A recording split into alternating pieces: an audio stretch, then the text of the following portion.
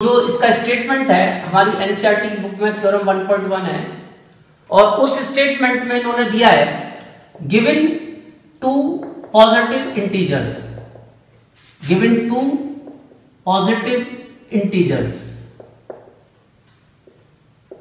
से A and B।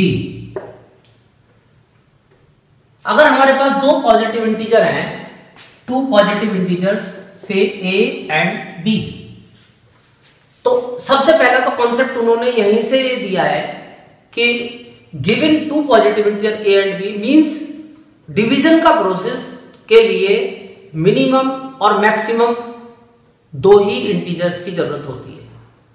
यानी we can not apply the process of division in one और more than two integers. हम कभी भी डिवीजन का प्रोसेस ना तो एक इंटीजर पे अप्लाई कर सकते ना दो से ज्यादा इंटीजर्स पे।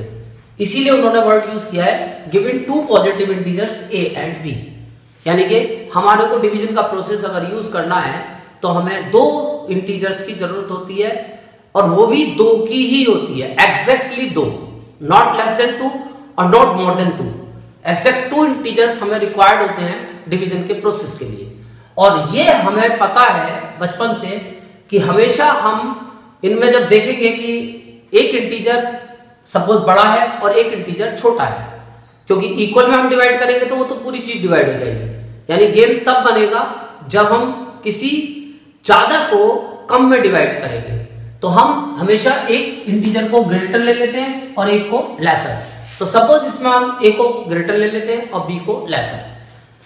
जब हम ये प्रोसीजर स्टार्ट करते हैं when we divide A by B, तो उन्होंने ये बताया कि हम हमेशा छोटे इंटीजर से बड़े इंटीजर को डिवाइड करते हैं, क्योंकि हम बड़ी चीज को छोटे पार्ट्स में ब्रेक कर सकते हैं। तो जब हम B से A को डिवाइड करेंगे तो हमें दो इंटीजर और मिलेंगे, Q एंड R। यानी कि given two positive integer A and B, there exist unique integers.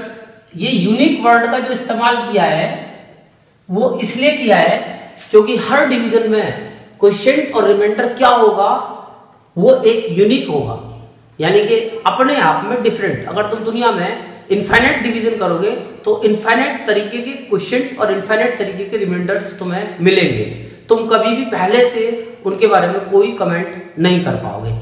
एक जनरल कमेंट तो हम करेंगे, लेकिन हम एक पर्टिकुलर कमेंट किसी भी डिवीजन से पहले नहीं कर सकते जब तक हमारे पास आंसर ना हो। तो इसीलिए उन्होंने वर्ड किया unique integers. Suppose there exist unique integer Q and R। हमें दो इंटीजर्स मिलते हैं Q और R, Q for quotient, R for remainder, and satisfy the relation A is equal to BQ plus R। और वो चारों integer जो हमें मिलेंगे, दो हमारे पास थे, दो हमें मिल गए, वो चारों इंटीजर्स मिलके इस रिलेशन को वेरीफाई करेंगे। और ये रिलेशन तुमने बचपन में पढ़ी है और लोग इसी को समझते हैं कि यही यूक्लिड का मेन कॉन्सेप्ट है। नहीं भैया, ये यूक्लिड का मेन कॉन्सेप्ट नहीं है, क्योंकि ये तो हमें 6th क्लास से पता है और हमको बचपन में पढ़ा दिया कि dividend is equal to divisor into quotient plus remainder. इसमें क्या नया है? फिर हमें क्यों पढ़ाया जा रहा है 10th क्लास में? तो इसका जवाब है कि ये सही चीज नहीं है, ये उसका एक पार्ट है। पूरी डिवीजन एल्गोरिथम ये नहीं है, पूरी लेमा ये नहीं है। पूरी लेमा फिर क्या है?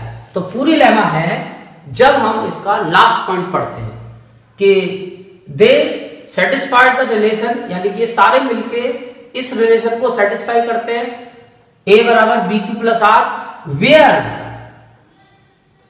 R is greater equal to 0 lesser than B। यही है हमारा यूक्लिड जी का मेन कॉन्सेप्ट। यानी कि उन्होंने हमें रिमाइंडर सोचना सिखाया कि रिमाइंडर के बारे में हम बिना डिवीजन के भी एक जनरल व्यूज दे सकते हैं। जैसे फॉर एग्जांपल मैं तुमसे कहूं कि एक नंबर है x और इसको तुम 5 से डिवाइड करो और मेरे को बताओ रिमाइंडर क्या आएगा। अब तुम कंफ्यूज हो जाओगे, कहोगे बोले सर x तो है नहीं तो रिमाइंडर कहां से बताऊं। ठीक है, तो यही सोच हमें यूक्लिड जी ने डेवलप की थी। उन्होंने हमें सोचना बताया था कि हम अभी भी r के बारे में बात कर सकते हैं, और मैं तुम्हें बताता हूं कि r क्या होगा। r greater equal to 0 lesser than 5, यानी क्वोशिएंट के बारे में हम कुछ नहीं बता सकते, क्वोशिएंट के बारे में नो कमेंट, बट r के बारे में हम बता सकते हैं, यानी r फिक्स है। अब r की रेंज फिक्स हो गई कि अब r जो है हमारा वो 0 से बड़ा या 0 या 5 से छोटा, एक लिमिट हमारे पास आ गई। लेकिन वो लिमिट हमें क्वोशिएंट में नहीं मिल सकती, वो लिमिट हमें किसी और चीज में नहीं मिल सकती, केवल हम रिमाइंडर के बारे में ही कमेंट कर सकते हैं। तो यही उनका मेन कॉन्सेप्ट था कि हम किस तरीके से डिवाइजर को ध्यान में रखते हुए क्वोशिएंट के बारे में सोचते हैं। और इस पूरे चैप्टर में, पूरे टॉपिक में क्वोशिएंट का कोई रोल नहीं होता, यानी इसमें हर जगह क्वोशिएंट को हम क्यों यूज कर सकते हैं। क्वोशिएंट की हमारे लिए कोई आइडेंटिटी नहीं है। तुम देखोगे इस चैप्टर के जितने भी क्वेश्चंस तुम करोगे सबका फोकस रिमाइंडर पे होगा, और मेन वो रिमाइंडर के बारे में ही बताया करते थे। और उनकी जो थीम थी वो यही थी कि हम रिमाइंडर को कैसे सोचेंगे, और रिमाइंडर हमें सोचना यूक्लिड जी ने लेमा में सिखाया था। तो कुल मिला के फाइनली लेमा यही होती है, और हमें रिमाइंडर के बारे में आइडिया मिलता है। अब हम इसका तो मैं यूज बताया, तो इसका एनसीईआरटी में हमारे पास 2 तरीके से यूज दिया है। नंबर 1, पहला यूज इसका दिया है हमें कि हम इसका कॉन्सेप्ट का इस्तेमाल करके एचसीएफ फाइंड कर सकते हैं। 2 नंबर का एलसीएम नहीं फाइंड कर सकते, केवल एचसीएफ। और दूसरा, हम इसका इस्तेमाल करके कुछ जनरल प्रॉपर्टीज होती हैं उनको प्रूव कर सकते हैं। तो मैं तुम्हें दोनों का एक एक एग्जांपल बताऊंगा, फिर तुम उसको आगे फर्दर कंटिन्यू करोगे। तो इसका सबसे पहला यूज मैं बता रहा हूं, जो यूज है हमारा एल्गोरिथम की फॉर्म में। इसी कॉन्सेप्ट का यूज, यूक्लिड डिवीजन लेमा का यूज एल्गोरिथम की फॉर्म में। तो वो किस तरह से हम करते हैं, इसको केवल हम कॉन्सेप्ट तो यही यूज करते हैं, बट उसको बोलते हम एल्गोरिथम है, क्योंकि हम उस कॉन्सेप्ट को यूज कर रहे हैं कैलकुलेशन के लिए। तो जब भी हम इस कॉन्सेप्ट को यूज कैलकुलेशन में करेंगे तब हम उसे एल्गोरिथम बोलेंगे, और जब हम इसी कॉन्सेप्ट का यूज प्रूव करने में करेंगे तो हम उसे लेमा बोलेंगे। तो इसीलिए तुम बुक में भी जितने क्वेश्चन देखोगे तो जहां कैलकुलेशन करवाएगा, जैसे find the HCF by Euclid division, तो आगे लिखेगा एल्गोरिथम। और जहां कुछ प्रूव करवाएगा, prove that using Euclid division lemma, तो जहां प्रूव करवाएगा वहां लेमा लिखेगा, और जहां वो कैलकुलेट करवाएगा वहां एल्गोरिथम लिखेगा। तो कैलकुलेशन और प्रूविंग दोनों अलग अलग गेम है, तो वहां पे नाम चेंज हो जाएगा, बट कॉन्सेप्ट यही रहेगा। तो सबसे पहला हमारा क्वेश्चन है एल्गोरिथम के बेस पे, फाइंड द एचसीएफ ऑफ 25 या चलो 55 कर देता हूं and 125 by Euclid's division lemma, वो एल्गोरिथम, क्योंकि मैंने बताया ना कैलकुलेशन के लिए एल्गोरिथम। अब इसका जब सॉल्यूशन हम करते हैं तो बिल्कुल जो यूक्लिड जी का कॉन्सेप्ट है सारा वही यूज करेंगे, हम अपना दिमाग कुछ नहीं लगाएंगे।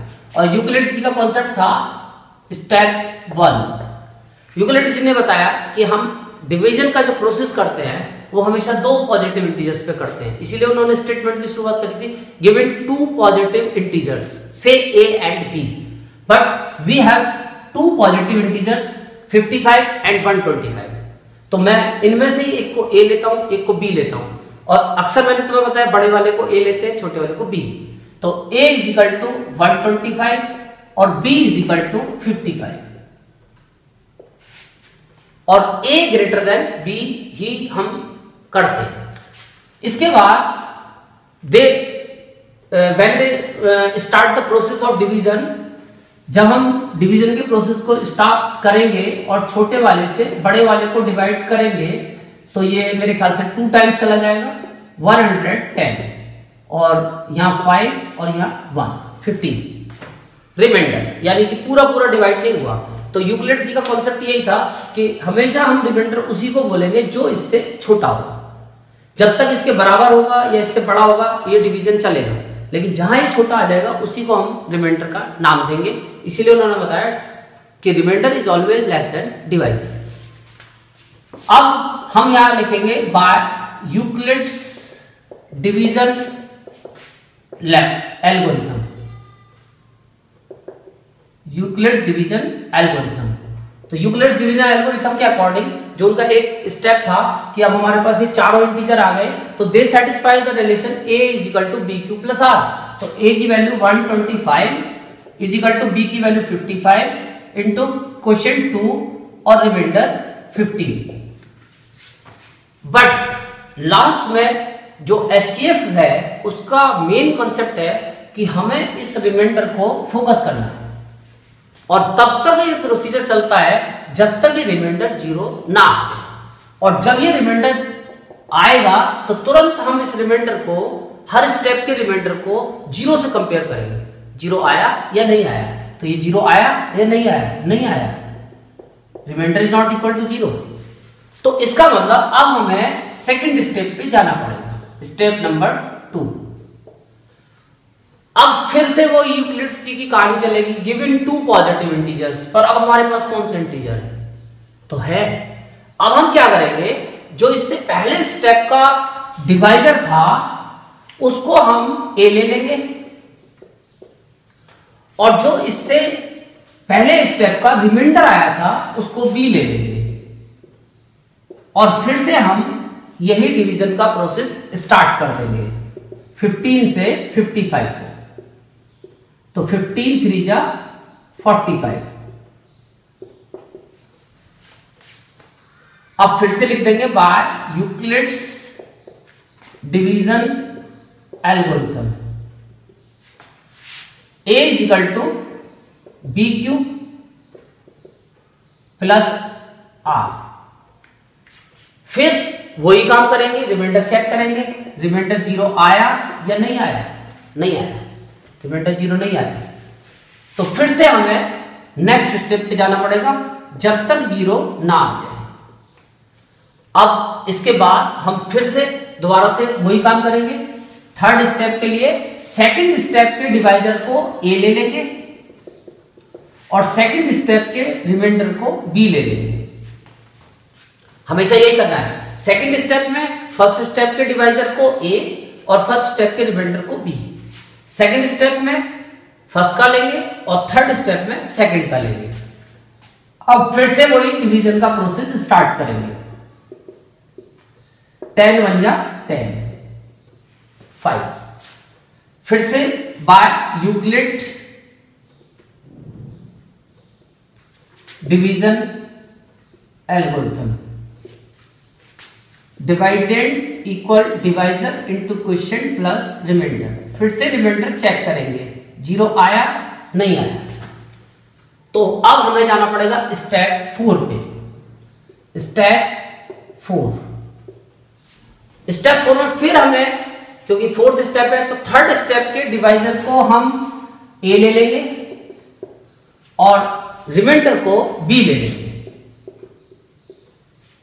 अब इसके बाद फिर से हम by Euclid's division algorithm, Euclid division algorithm का फिर इस्तेमाल करेंगे। अब मैं इसको हटा देता हूं, और ये काम रफ में करना होता है, बोर्ड में और एग्जाम में ये शो करोगे, वो शो नहीं करोगे।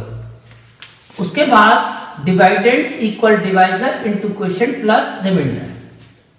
अब हमने फिर से 10 को 5 से डिवाइड किया, तो वी गेट रिमाइंडर 0। तो हमारी खोज पूरी हो गई, हमें इसी 0 की जरूरत थी।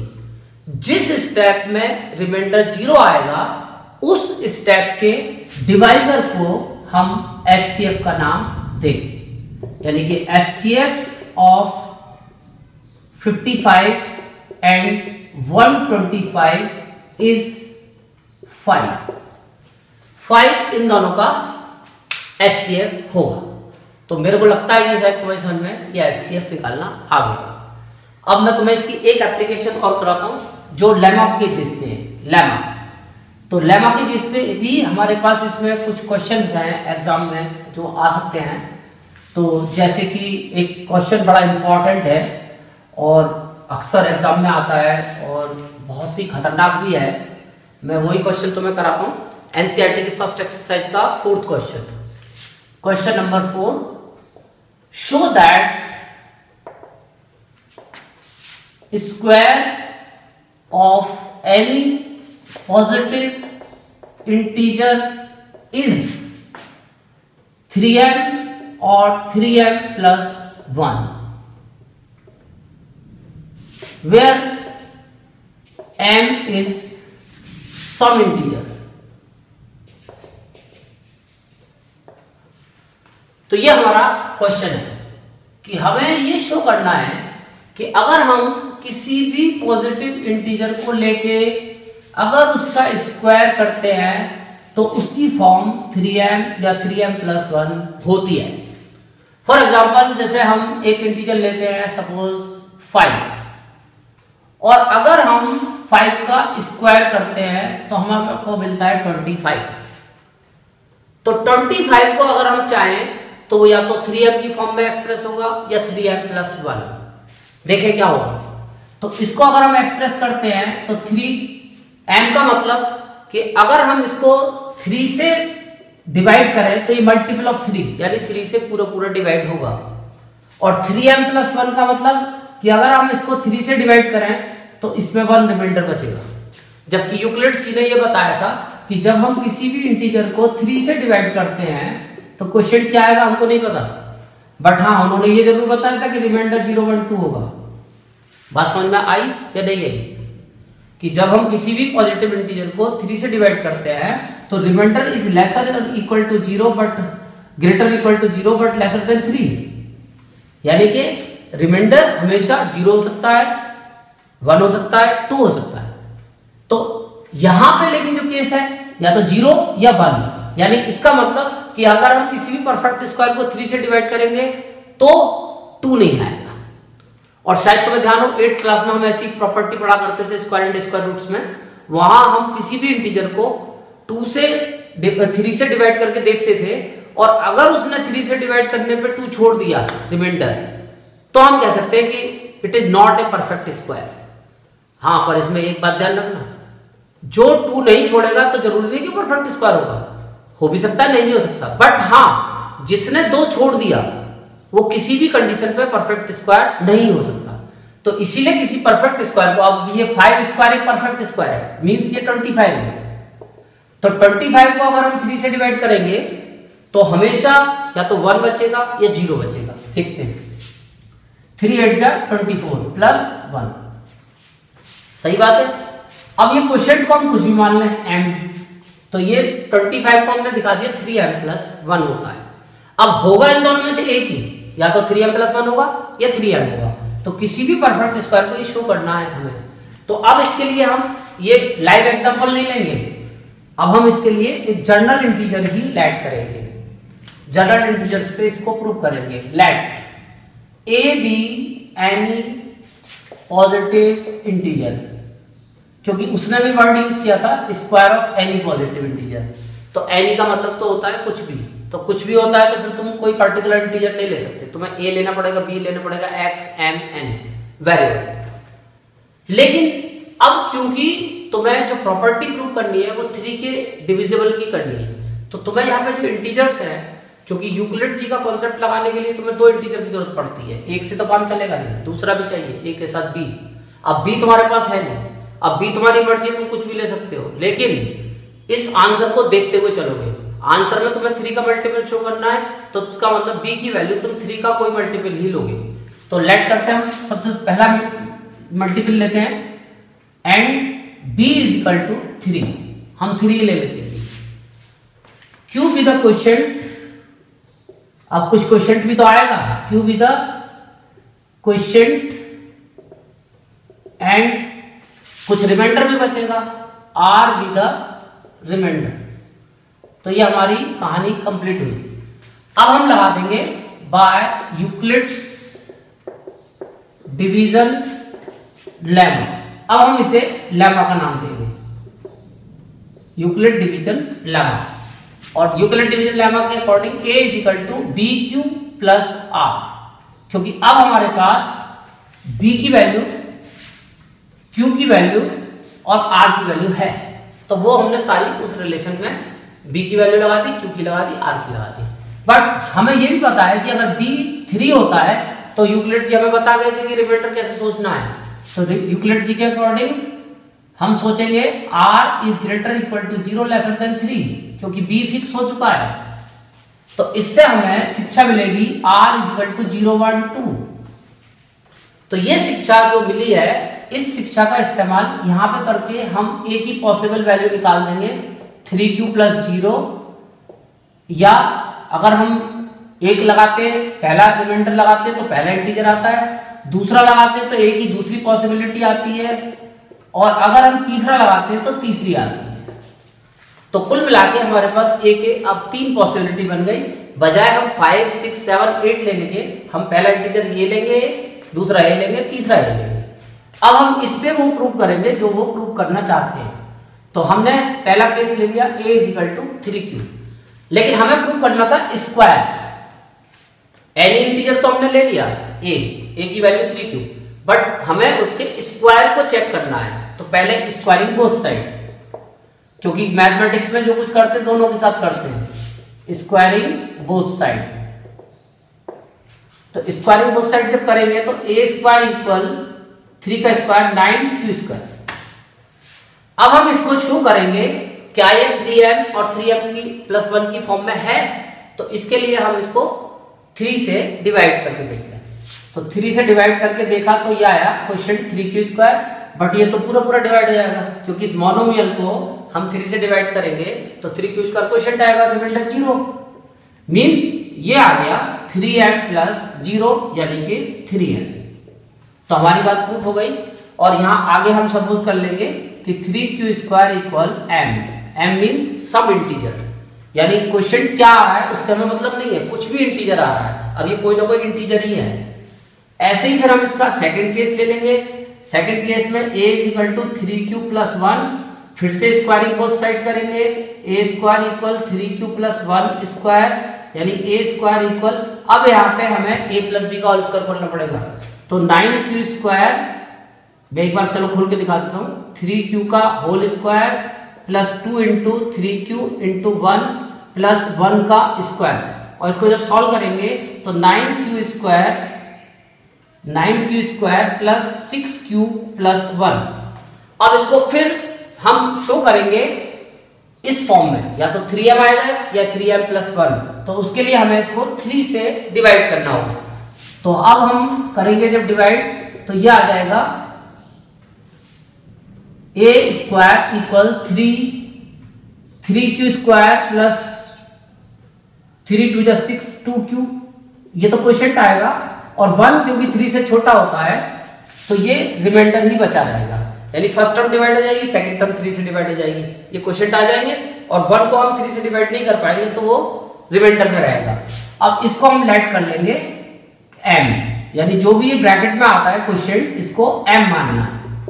आगे लिख भी सकते हो 3q square plus 2q equal m। अब ऐसे ही तुम थर्ड केस सॉल्व कर सकते हो, a is equal to 3q plus 2, फिर से स्क्वायरिंग बोथ साइड मैं डायरेक्ट कर दे रहा हूं, 9q square plus 3 2 6 2 12q plus 4। लेकिन अब ये 4 को, क्योंकि ये 3 से बड़ा होता है, ब्रेक करके दिखा सकते हो, तो इसको 4 को तुम लिख सकते हो a square equal 9q square plus 12q plus 3 plus 1। अब ये सब 3 से कट जाएंगे, तो इनको लास्ट में 3m दिखाने के लिए 3 से डिवाइड करो, 3q स्क्वायर क्वोशिएंट, इसको डिवाइड करो 4q क्वोशिएंट, और इसको डिवाइड करो 1 क्वोशिएंट प्लस 1, और जो भी है आ जाएगा क्वोशिएंट, इसको मान लोगे m, और ये फॉर्म बन जाएगी 3m प्लस 1। तो हमने देखा कि जब भी हम किसी इंटीजर का स्क्वायर करते हैं तो केवल उसकी 2 पॉसिबिलिटी बनती है, आइदर 3m और 3m प्लस 1। ऐसे ही हम बाकी के इसके प्रूफ के क्वेश्चंस कर सकते हैं। तो मेरे को लगता है कि शायद तुम्हारी समझ में अब ये कॉन्सेप्ट आया होगा, और अगर आया होगा तो अच्छी बात है, और वरना नहीं आया तो मेरे को दोबारा से बताना, मैं फिर समझाऊंगा। Okay, thank you.